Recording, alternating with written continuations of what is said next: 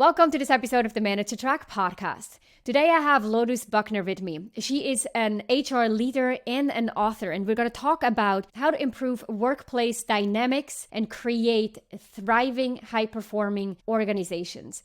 And in this conversation, we're going to talk about a few specific things that she recognized get in the way of leaders showing up effectively and doing the best that they can with the resources that they have, especially in challenging times. We're talking about making hard decisions, doing uncomfortable things. We'll talk about a hybrid and remote work environment. We're going to talk about relationship building and trust, as well as communication and a few additional things. My goal with this episode is to bring a fresh perspective to some of these challenges and to hopefully prompt some insights and some thoughts for self-reflection to you, as we do with every episode of the Manage to Track podcast. So I'm going to welcome Lotus to the conversation, and let's dive in on how to optimize workplace dynamics. Here's the question. How do you successfully transition into your first official leadership role, build the confidence and competence to lead your team successfully, and establish yourself as a respected and trusted leader across the organization? Welcome to the Manage to Track podcast. I'm your host, Ramona Shaw, and I'm on a mission to create workplaces where work is not seen as a source of stress and dread, but as a source of contribution, connection, and fulfillment. And this transition starts with developing a new generation of leaders who know how to lead so everyone wins and grows. In this show, you learn how to think, communicate, and act as the confident and competent leader you know you can be. Lotus, welcome to the Manage to Track podcast. I'm excited to have you here and join us for a conversation around mindset shifts and leadership, as well as current workplace challenges. I'm so happy to be here. Thanks for having me. Let's dive in with a question that is obviously something that you think about a lot and I think about a lot, which are challenges that people face in the workplace. From your perspective, what are some of the challenges that you notice? And also, sort of an add-on question, you wrote a book and that recently got published where you're addressing some of this. So what challenges do you see, and then what specifically inspired you to write a book? Oh my goodness. Well, the first one with challenges, that's such a loaded question because I think we are living in a time right now where there's just so many. It's almost hard to prioritize, but things that come top of mind for me are just attracting and retaining talent. So that's a big challenge for workplaces right now. The speed and the complexity of technology like AI, right? There's just so much tension there right now. Do we adopt it? Do we not? How do we adopt it? Ensuring deep work in DEI continues despite the attacks on these issues, both socially and politically. Mhm. And then navigating the continuing tension, I think, that exists in hybrid work models. There's still a lot of tension there. I don't think we've landed kind of on that topic yet. And so there's a lot of tension of what do we do? Do we bring everyone back in person? Is that really the right way to do it? Do we allow people to continue 100% remote? Is there something in between? So I think we are in a time where we're just facing a lot of high priority challenges. What are some of the pain points that you recognize and you thought, I got to write about this because I think the world needs to rethink it or think differently about it? Yeah, my inspiration really came from, because I had a list of topics. There's so much, like I said, going on that I could have written about. But one thing I've noticed since the pandemic, especially, is that there's been a lot of burnout in the people and HR space because starting with a pandemic and then social unrest and then these mass layoffs and then kind of these political and social attacks on the DEI space, adding AI into the mix, it really burned a lot of HR leaders and professionals out because so much fell to the shoulders of HR over this time. And there was really no break. All those things that I said were kind of in order, and there was really no break from that. And so everyone I was talking to in the space was talking about this burnout that they were having. A lot of people, a lot of my clients wanted to leave the field of HR completely and leave the profession. Some of them just left their jobs. Some of them took a break or went into entrepreneurship. And myself included in that, I experienced some of that burnout myself. And I remember reinvigorating my joy for HR. That's the name of the book, and how I did it and how I really had to refocus myself into what's meaningful in our space and how I can really make an impact for workplaces. And that really helped bring back the joy of what I'm doing and not forget about these distractions, but really be able to make an impact again and not let some distractions pull me away from what the meaningful work is. And so I really wrote this book for two reasons. One, to help other HR professionals kind of reinvigorate that love for HR.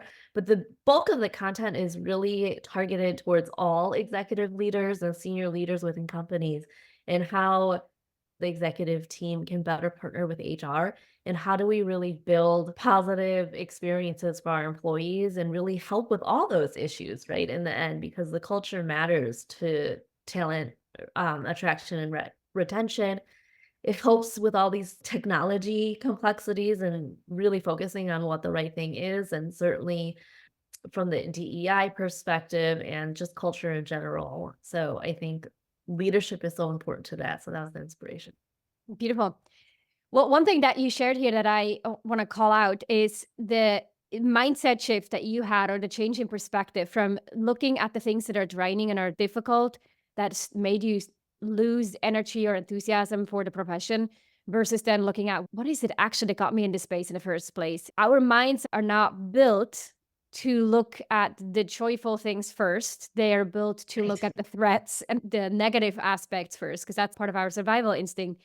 And just I think for everyone listening, we all gone through times where it was hard. And we recognize like I can either continue to focus on the hardship, so like a point of inflection, and it will continue to go down that spiral until I can't no more. Or I have to take a step back and say, like, okay, hold on a second. What am I blinding and shutting out that is actually there and that is good? And I think, like, especially in the HR space, building relationships and having connections with people and supporting the organization across different departments is so important for many people that I find exciting about the space. And that is one of your suggestions. So, like, building relationships outside of your team. And I love to start there because that's something that not just HR needs to cultivate, but all leaders across the organization need to remember that despite a lot of fire drills and urgent things on their to-do list, investing in relationships matters a lot more than we often realize. What's your take on that, and how do you help leaders do that? Absolutely. I think that is a constant and a strategy that actually stands the test of time, right? There's so many nuances in how we solve problems but that is one thing that if you can build relationships, that will help you when times are good, that will help you when times are tough. I don't care how smart you are, how much experience you have, what credentials you hold, what fancy university you might have went to. In the end, you can't get things done without people and relationships. And if all you have are relationships within your team, you can't connect the dots as well, right? You can't collaborate as effectively with others. And really, in business, the team is the whole company. Like, you need to be collaborating across the company and not just within your own silos and within your own department. It takes every single department to tango. So you really have to know people to work with them better. You can accomplish this through things like proactively meeting with others in other departments. You can shadow different departments. You can find projects that you can work on together. You can be really proactive in whatever it is that you're working on within your teams. You can be very proactive about asking for cross-functional feedback and involving people cross-functionally. I can guarantee you that those projects really are cross-functional. They're impacting more than the people within your department. And especially when you think of these business functions like HR, finance, you're impacting the rest of the organization in almost everything you're doing. And I'd add that for many senior leaders who are evaluating and observing advancing managers who sort of like climbing up the ranks, or new managers, they check for their understanding of the bigger picture and the company at large, whether they have the ability to critically think through the implications of actions on their team that then have, does it mean for other departments? And how does their team strategy fit into the bigger strategy? And Yeah. how well do they connect dots? And I think for those leaders who spend the time in other departments, who cultivate these relationships, who ask really good questions of leaders in other departments on where they're going and what their challenges are and how well that their team and this other team work together and so forth, they're able to demonstrate this skill of big picture and strategic thinking so much more. In addition to also just being better equipped to come up with creative solutions or to pinpoint risk factors that others maybe don't Absolutely. they have the blinders on, right? I mean, even if you think about it, right? When you get a new job or you go into a new team, you have a wealth of knowledge on that team often, not always, but often you have a team, right? So, it, unless you're a HR department of one, as an example, you're usually walking in and you potentially have other people within the HR function, even if they don't do exactly what you do, who are going to be there to support you when it comes to learning the department and learning HR. We don't often include other departments in the orientation of our new employees, right? So it's really important for us to be reaching out and not just getting to know people, but really getting to know the work that they do too. If you meet with someone from finance, really starting to ask questions about what they actually do and starting to learn a little bit even about finance so that you can get to know the business. When you meet with operations, learning how the business runs, learning what they do day to day. When I was in healthcare, it was like shadowing all the different clinicians and understanding more about how each department runs and all the nuances and how healthcare operations run to really understand the work that they do so that when I'm pushing out initiatives, I know how to do that better and get that buy-in because I understand how it's going to impact their work, right? So it's definitely important to get to know people, but it's not just about that. It's about really getting to know their work too, so that you really build that business acumen and you're not just unconsciously pushing out these initiatives that might fail on delivery. I like how you mentioned there how our initiatives impact other teams. And I remember a conversation I had with a technical employee who said to me, I understand what you do with the data. Like, I've seen you work or I've seen your team work. And so I know that one of the challenges you might be having or one of the questions you have is how do I do XYZ, when the technical team makes certain changes to the data set. And I felt so understood. It was like a moment of like, Yeah. Yeah. yes, they see me, they understand, and my trust level that I had towards this person took a huge jump right Yep. there with that one statement that this person made. And I think these are opportunities, low-hanging fruits almost, that we can really leverage in order to build trusted relationships across the organization. Yeah, it's an investment of some time and effort that's gonna pay off in the long run. Mhm. Now, speaking of identifying problems and addressing them well for the larger organization, another aspect that you call out that I can really resonate with, and I think is important to talk about, is this ability to identify problems and solve problems. What is your main message there that you want to share and would be useful for the audience here? As humans, we often make decisions and come to conclusions based on the information that we know, right? Our brains have a limited amount of information, though. If we don't have certain experiences or we're not exposed to certain things, we won't be able to process that information in our heads because we just literally don't have it. So that's where asking questions, staying curious, and genuinely being open to other ideas, beliefs, opinions, and perspectives can be really helpful. I think too often we seriously believe that we know the answer. When revenue is down, everyone has something or someone to blame. When employee experience scores are down, everyone has someone or something to blame. When layoffs are conducted, everyone has someone or something to blame. But often it's not the right thing and certainly not the right person, right? It's usually not about a person. And I mean, we just saw this in the news. So there's a company that will remain nameless here that recently laid off about 1,000 people and blamed it on the fact that all of these 1,000 people were not meeting expectations. Like, what? There was clearly no root cause analysis done here, and it's a prime example of clearly addressing the wrong problem. I obviously don't work there, and I do not know all the nuances that went into their decision. It does leave me with questions, right? A lot of them. How in the world do you have that many underperformers and you're just addressing that underperformance now, Mhm.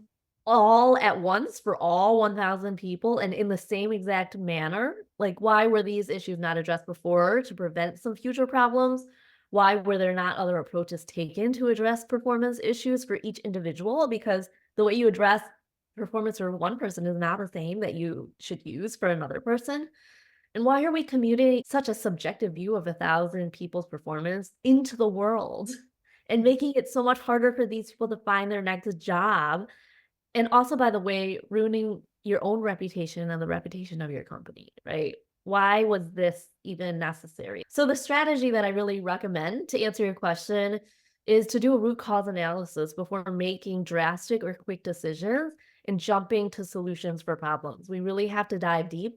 And I like to say, channel your inner 5 year old, like my 5 year old who just constantly asks why, right? That's really that fishbone diagram strategy that you learn about in Lean Six Sigma training is you ask why and you kind of just keep asking why until you get to the root cause. And I think that's really important to go through that exercise when we're faced with a problem because otherwise we're solving for assumptions and we're solving for problems that don't actually exist, right? Because the problem on the surface may not be what the real problem is underneath, right? We might say we have a turnover problem, but like, why? Like, what is the real problem that's creating the turnover? Which I find it interesting, and it's like one of those messages that I feel I need to hear and channel myself all the time because I have such a bias for action that when I see a problem, I immediately Ah, get motivated and this like energy to act. I feel like I can just surf up the wave, and ride it all the way in to the yep. shore because the problem seems so clear that then Yeah, the actions come really easy to me. But that is one of those overdone strengths that I'm dealing with. The strength of having a bias to action actually helps me a lot.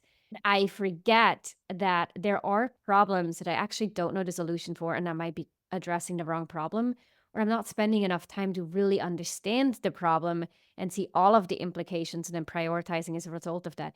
So I appreciate you calling this out for me personally and anyone else listening who can relate. yeah, and it's a great thing. Like, I don't want to downplay like the bias for action, right? Because that's a great skill to have. But it's not just taking a pause and saying, okay, this is the problem I think I'm solving, but why does this problem exist? Like, is there any more whys that we need to ask? It's actually interesting when it comes to coaching conversations, and I'm talking about my experience as an executive coach, but also the same applies to coaching conversations that managers have with their employees. The skill of staying present with the problem. It's interesting how in the process of coaching, I find that fascinating.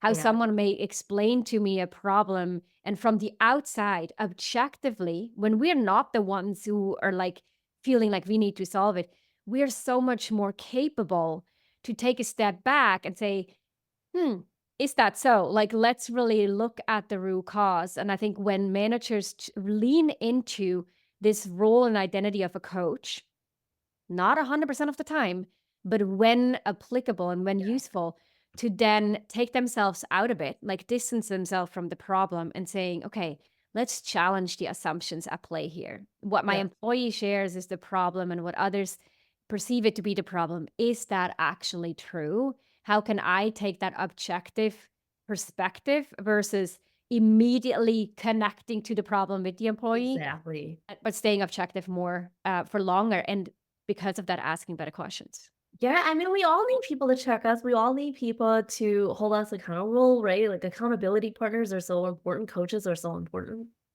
And outsiders can just do this better than we do in the midst of things. I mean, like I said, we're biased humans. So like we see in this little box of ourselves.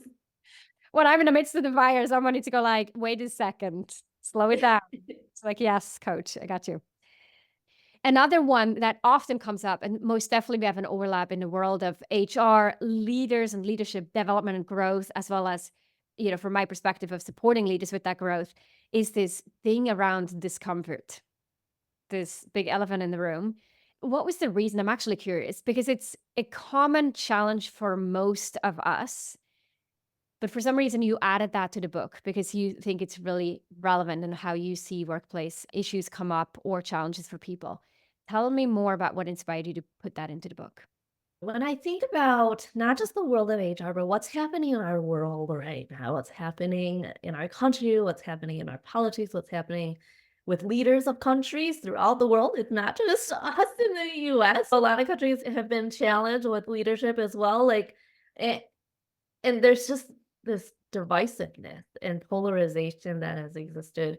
And then I look at how does that impact our workplaces? And we're seeing it right now. We're seeing leaders making these assumptions about what's going to happen and changing their decisions and going back on decisions that they made before.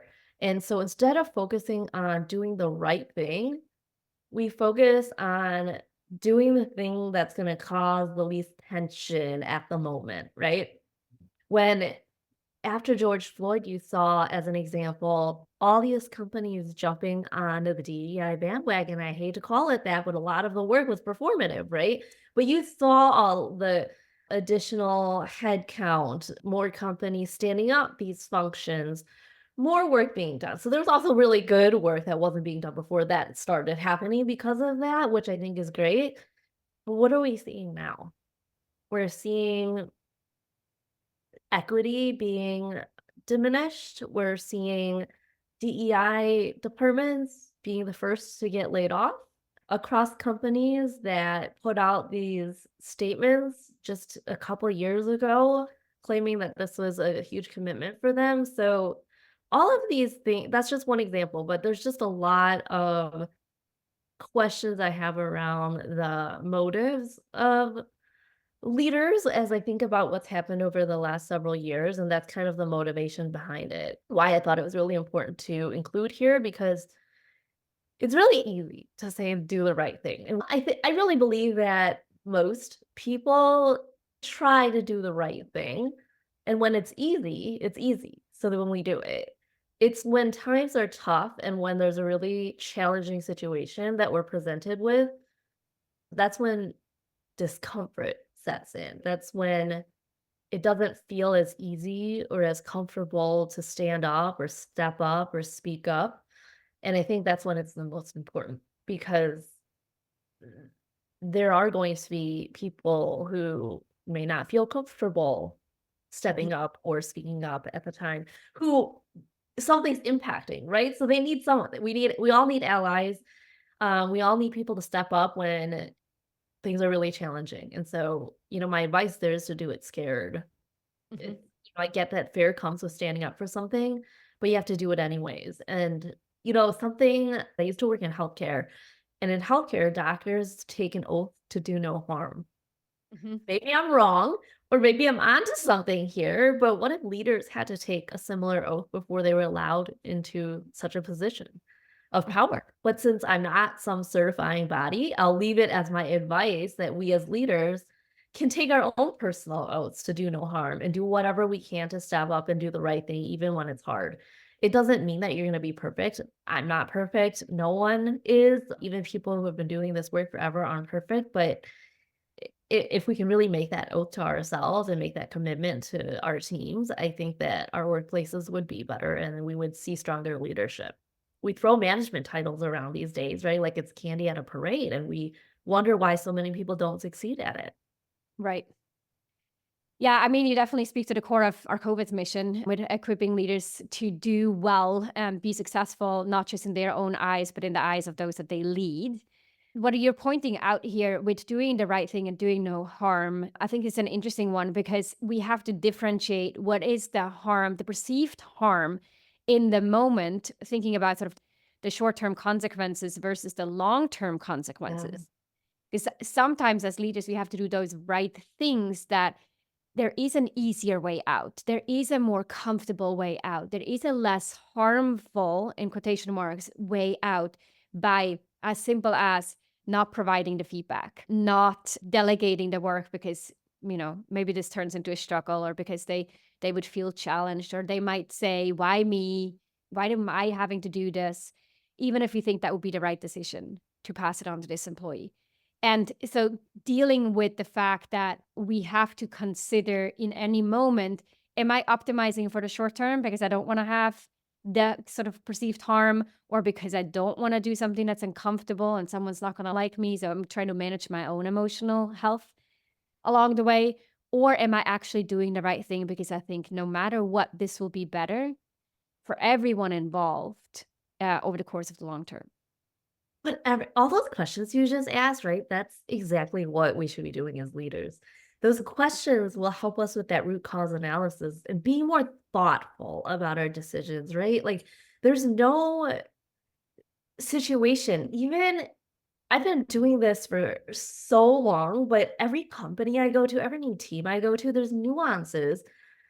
And my solutions there would be so different. And so you're always going to have that nuance, right? There's no one size fits all solution. But I think as leaders, what we're missing these days, there's a lack of intention. We need to be more thoughtful, I think, about the decisions that we make. And it is asking all those questions because, again, you're right. Like, depending on the situation, like one solution may work here, but it might not work there. Mhm. Is it a title and is it a privilege or is it a responsibility?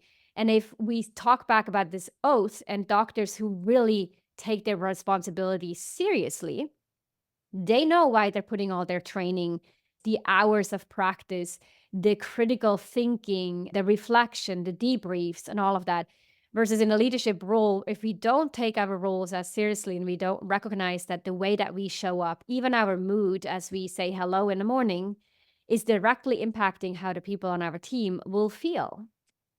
The email that we send, the Slack messages or the Teams messages that we Yeah. send out have way more weight than when we're an IC. As Right. a leader, that all carries so much more weight, and it's a responsibility that, so speaking to the oath, I actually agree with, that we should anchor in.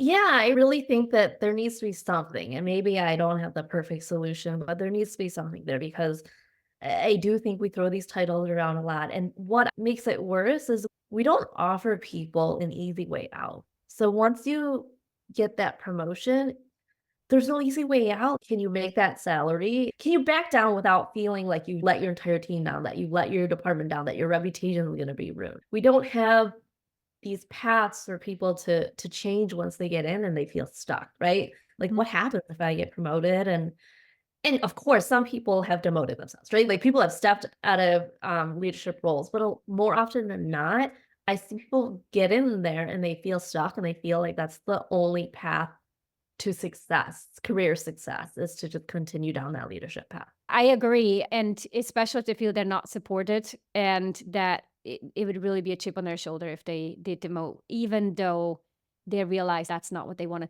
And that's okay. Not everyone's supposed to be a leader. There's a lot of expert leadership that doesn't have the people responsibility that can be a very fulfilling and rewarding career. Let's move on to the topic around getting in the team's way of them being successful. Definitely something I spent a lot of my time on, unblocking how leaders may inadvertently, although with the best intentions, actually make it harder on the team. How do you see this show up, and what is your advice for leaders here to detect those moments or I mean, behavior? micromanagement is plaguing our workplaces. Mhm. There's just a lot of micromanagers out there, but no one wants to believe that they're a micromanager. But it's very common. And I don't know anyone, doesn't mean they don't exist, but I don't know anyone who likes to be micromanaged. So even micromanagers often don't like to be micromanaged. So I think it's really about, I think self-awareness is really critical to leadership. I think there's a huge gap there. I think that is a skill set that I would like to see more in people who take on these leadership roles, to really be more self-aware and aware of others, right? Knowing your audience, all of that, and knowing who you're talking to, knowing how you show up, knowing what really your pet peeves or what kind of things are upsetting to you, right? Knowing what things excite you, all of that, and really doing that holistic self-reflection and then giving people the benefit of the doubt. We sometimes default to micromanagement, and I almost wish we'd flip that, right? Default to giving people trust and then holding them accountable. And remember that you can hold people accountable without micromanaging them, right? Build the trust, set realistic expectations, provide the right support, as you mentioned, and then manage that performance effectively. All of that can be done without us getting in the way of people doing their jobs. But build trust, because I think without trust, all those other things aren't going to go well.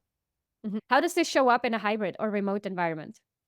Because the trust factor, and I hear this often, is like, I know I'm supposed to trust, but how do I trust if I don't know? I don't see them. I don't know them well. They joined in a remote environment. I've never met them in person. And so I have a hard time trusting. How does that play out? Yeah, I get this question a lot. And the reality is that relationships are built on trust, and success at work requires us to have effective relationships. This is simple yet hard. So those two things can be true together. If it were easy, we wouldn't be having this conversation. We wouldn't have the problems we have, right? And this really applies to all environments. It doesn't matter if you're remote, hybrid, or in person. When COVID hit, I led a 100% team in healthcare. We were running COVID efforts. We were there much more than 40 hours a week. We'll just leave it at that. Mhm. And then I also led a team where some people were 100% on site, some people were 100% remote, and then a third group was somewhere in the middle. They were doing some form of hybrid. After that, I went to another company and I led a fully hybrid team where everybody did a couple days in the office and then the rest remote. And then I went to a fully remote where 100% of my team was completely remote. Till this day, I haven't met any of them Mhm. in person. And sure, the tools I used changed and the avenue in which I met with people or communicated with people changed, but my leadership approach never changed. And the results and success that I had never changed. I think we sometimes, this goes back to the root cause, right? We have these assumptions that you can't lead in a remote environment. You can't build relationships in a remote environment. And we have to start asking why, like, one, why not? And two, well, how? Right? We've always done it this way. You can't do that. And all the problems that could exist, which is great. We should know what problems exist so that we can solve for them. But we also don't ask enough, how can we make this work? And I think if you change, if we have that mindset shift of, okay, I'm now in a hybrid environment, or now I have a 100% remote team. How can I make this work? How can I ensure that their experience is still a positive one? How can I ensure that my leadership is being personalized and customized for them? And I also want to address that real trust and real relationships can very much be built online. So I think asking, how can we do something is sometimes a more helpful question. Mhm. And what is your answer to that? And if you had to reduce it to a couple of things that people can start doing right now, what would those be to start building the trust with remote employees? Yeah, I think it's really getting to know people like you would in person. What I always tell people is or what I always ask people is, tell me what you did to build relationships when you were in person. Mhm. Right? So I get a lot of I meet with them one on one. I get to know them. We go out to coffee. Some people say happy hours, which we could have a whole podcast on that. There's a list of these things. I go shadow them in their department. All the things we talk about in how do you leave like HR or leave your department and get to know their departments. All those things come up. And I was like, how can we do all of those things in this new virtual environment, right? You can still have one-on-ones, you can still ask those same questions. You can still talk to those people. In fact, in some ways, it's a little more personal now because I'm in my home. Like, I might see something in your background and be like, tell me about that book you're reading on your shelf, right? In some ways a little bit more personal for meetings. And then why not introduce coffee to it, right? If I find out that you're a coffee lover and I'm a coffee lover, like our next meeting, like, what about we just catch up over coffee? Like, you can still do that virtually, right? You can still get to know people both personally and professionally. And so that's how we build trust. That's how we build relationships. And I just want people to shift that mindset. Like, if it seems like such a struggle to think about, like, oh, you're not physically next to me, great, but how can you recreate that same experience with this new challenge, if you will, right? Because often people who say that feel like the virtual environment is a challenge. So how do you do that with this new challenge? I like the openness there to explore how can you do this without letting the remote setup get in the way. And it almost circles back to the very beginning where we talked about when things get negative, how our minds immediately jump on it, Yeah. sort of with the little microscope to look at it in detail. That's how we're wired. And even in the remote environment, we look at all the ways it's harder and all the ways it's different. and that we can't trust, we may totally miss the opportunities on the other side to build relationships in a new way and to leverage the fact that we're actually seeing each other in our homes and we have kids run by or loud or a dog bark or whatever that might be. Yeah, Yeah. I think it's personal change management is how I would put it, is think about how you manage changes for your organization, and when you're feeling like you're having a hard time adapting to a change, how can you adapt some of those strategies and do some personal change management? Right. Now, as we're wrapping up, what is something that you'd like to share and you think is important for people to sort of be reminded of, or some food for thought that you want to share with the audience that we haven't yet talked about? I really think that all of this, I can talk about tactics and strategy all day like we did, but in the end, I think it really boils down to intention. So be intentional in your leadership. I like to call it give a shit leadership because I think that if you care enough to personalize the experience you're having with your teams and those around you and those that you have to work with, the rest comes a little bit easier. Get to know people as individuals and how to best work with them as individuals and as teams because fair is not always equal, right? You can have two people in the same exact role, but we used to have this mindset that the right thing to do is to treat them exactly the same. And I used to have that. Like that's how I was taught. So I used to believe that until I really did some deep reflection on that concept and realized that's really not the right way because we don't have the same starting point. We don't all come from the same circumstances. We don't all learn the best way. We don't work the same ways. So how do you really get to know people as individuals and customize that experience for them? Mhm. Gosh, I love this. Give a shit leadership. I mean, that's another book title. Like, Yeah, there you go. the next one. Planting a seed. Awesome. Thank you so much for being on and sharing your perspective on this. I think it always is interesting to hear other people have gone through their own journey. Like you just said, we're all having different perspectives, different points of views, to hear them. And at the same time, as we're listening to someone else, to channel some of this back and think about, yeah, how do I show up? How do I, in where in my workplace am I currently doing the right thing? Or am I leaning a bit more into the comfort zone? And usually our internal guidance will tell us that, to look at how am I maybe micromanaging or leaning too much into a control mechanism because the trust is missing. Or then, like we talked about earlier, what are relationships that are important and I'm not cultivating? Where do I have opportunities to really get to know someone a bit more as Right. well in the organization? Thank you for sharing your wisdom with us on the Minute to Track podcast. Tell the audience before we wrap where they can learn more, where they can get your book and connect with you and the work that you do. Absolutely. Well, my website is talentremix.com. The book will launch on August 8th. You'll be able to get it through Amazon or reach out if you want to do a bulk purchase. And I'm also active on LinkedIn, so connect with me there. Make sure to send me a little message though with your invite because my inbox definitely does get crowded. Well, thank you for being on. We will drop all those links in the show notes. Lotus, all the best to you and good luck with the book launch. Thank you so much. If you enjoyed this episode, then check out 2 other awesome resources to help you become a leader people love to work with. This includes my best-selling book, The Confident and Competent New Manager, which you can find on Amazon or at ramonashaw.com/book, and a free training on how to successfully lead as a new manager. You can check it out at ramonashaw.com/masterclass. These resources and a couple more you'll find in the show notes down below.